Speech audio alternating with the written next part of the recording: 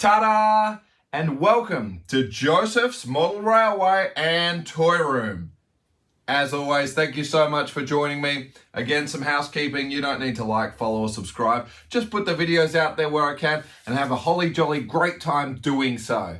Well, here we are, taking a break from the model railway and coming over to have a look at a little bit of air travel at the moment. So, what are we up to today? Well, we've actually got a couple of new planes, but we'll see a video coming up later on and also talking about some other things.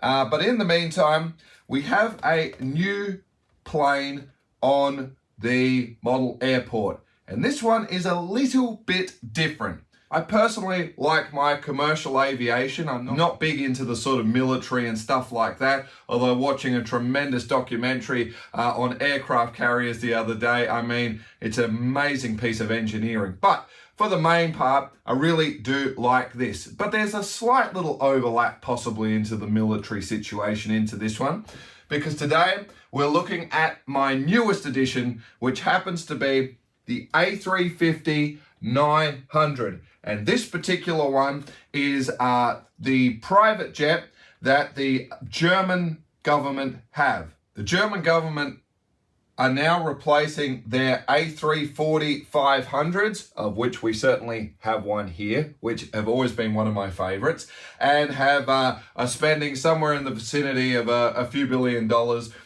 getting 3 new ones. Now, 2 of them have arrived, and the third one, which is actually this particular model, although be it not the real thing, of course, they're going to take delivery of later in the year of this year being 2023.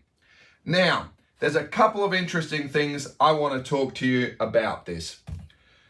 The first thing is, I have a pretty eclectic range of jets that I feature on this airport diorama that I have here.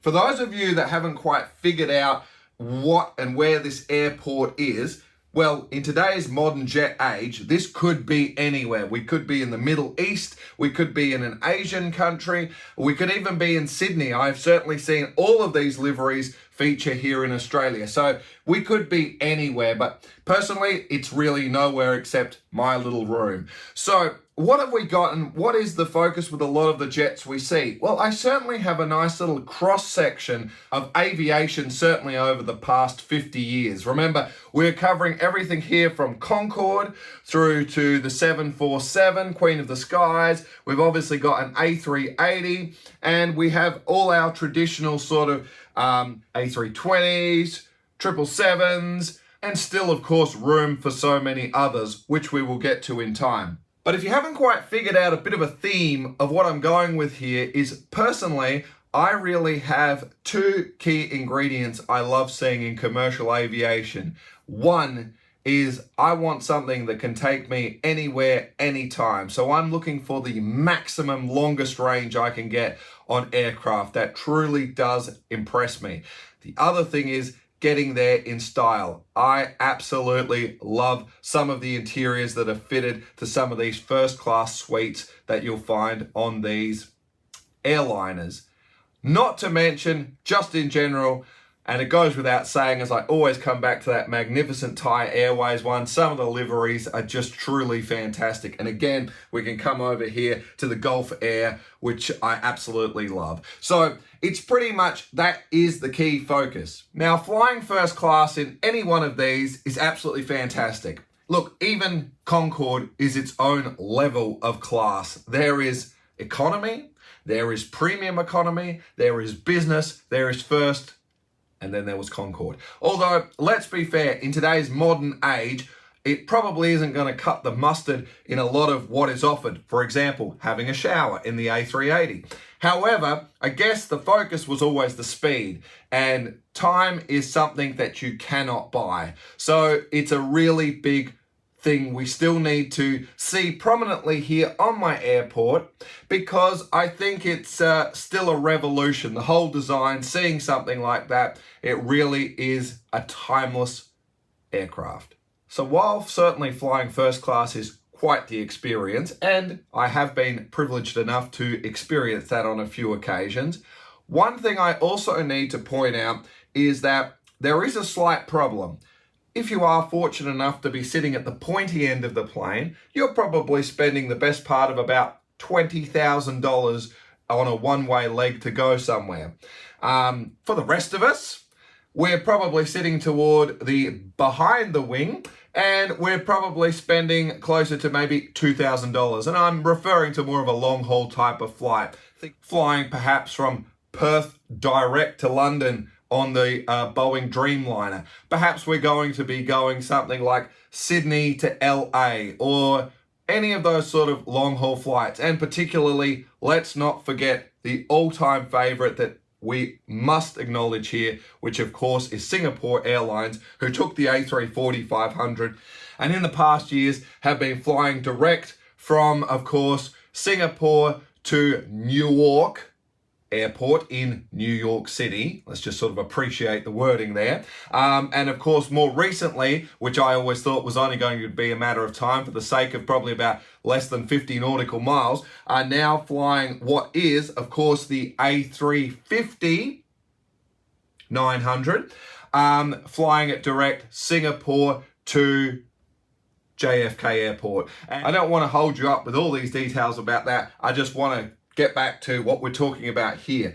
Because what's so special about this particular jet, of course, is that this is a VIP jet. This is not configured as a standard commercial airliner. So a lot of governments, including the one here in Australia, will have some of these jets that, while it might sort of have a bit of a non-traditional coating on it, look a little more sort of military-like, is still considered their VIP jets for carrying their ministers, senators, and the alike, and dignitaries on overseas and domestic flights where necessary. So let's not be too disheartened about the livery and colour scheme accordingly, although this is quite a conservative colour scheme, obviously, we do have here with, of course, the German flag colours. And I think it's quite fitting and works quite well in my particular application. But what's so special about this as opposed to any of the others? As mentioned before, one of my favourite jets, absolutely still to this date, has got to be the Boeing 777-200 long range. This particular jet still holds the record for the longest non-stop flight around the world. Let me just consult my notes because there's a lot of numbers we need to absorb shortly. So let's just appreciate this still holds the record at 21,602.22 kilometers, which is one heck of a flight. Even according to the notes, there was a radio call as they were going transversing around and made a radio call back again. Air traffic control even had to reiterate, clarifying, hang on a minute, you mean you're still in the air? You've gone around again. So a little bit of interestingness there. Of course, and there are some that have been configured to be private jets for some places. And this was always going to be my choice, and probably still would be. I certainly think it's a wonderful jet. But let's just appreciate this one, because in this configuration, it is a VIP jet. So on average, these jets can carry some 200-300 people depending, and I'm sorry I didn't pop that down in my notes. But in the configuration that we're discussing and what this is, this can only carry a maximum of 25 passengers. That does include the crew as well. Now that's pretty interesting. Of course, the additional room can be used for fuel and all the rest of it, and we don't need all this excess weight that we would have when we're carrying everyone's shaving cream and spare flip-flops. And of course, the complete entertainment system that most of these airlines have become synonymous with. So as a result, we're saving a bit of weight. Also, the other thing is, particularly with the German one, and of course the origin of this particular jet, of course Airbus being a French company, but the origin of this was developed and come up with in Germany. And of course, German innovation once again leads the way, and here we are. But of course, it's going to have an exceptionally luxurious first class cabin type experience for the VIPs, as we would expect nothing less. However, they have been quite quick to indicate that they're building it in a type of console arrangement whereby they can bring in the necessary cabin configuration they choose, but also should the plane need to be redeployed for some other application, perhaps some sort of military use or providing aid in times of natural crisis and things like that, all three jets can quickly be reconfigured and used accordingly. And I think that's just typical German engineering. They are really building upon great ideas. So if you're going to be spending, and let's just appreciate the A350-900 in its base configuration is some $350 million. It doesn't include the fact that you still need to find yourself a pilot that you can trust and is capable of flying this thing and the required crew. It needs to sit on the ground at times, and that costs money. It needs fueling, it needs maintenance. So let's be fair, you do need an obsequious amount of money if you want to run this as your own private jet. But of course, some have that privilege. Let's bring you in just a little bit closer now. So basically, these are quite comparable planes we may as well just have a quick discussion on and bring in. So, you know, of course, the Airbus is just a fraction longer, but they are a pretty comparative type of jet. So the Bundesrepublik Deutschland, so here we are, the German Luftwaffe here. Now, what have we got powering it? Well, without question, it is indeed the Rolls-Royce Trent XWB turbofan engines. And I think it's a fantastic bit of modeling there. And of course, you can actually see through the actual engines accordingly. And we obviously have some tremendous photos, as you'll see that in detail. Now, this is most of the models that I have here. I actually have a pretty good collection from different manufacturers. I'd say the dominant one I would have here would probably be the Dragon Wings 1-400. However, we certainly have like our Qatar model over there with the Dreamliner. That is indeed a Gemini jet, but this is actually my first NG model, so next generation model. So this is basically setting itself up to take the crown, if you like now, for being the ultra long range hauler.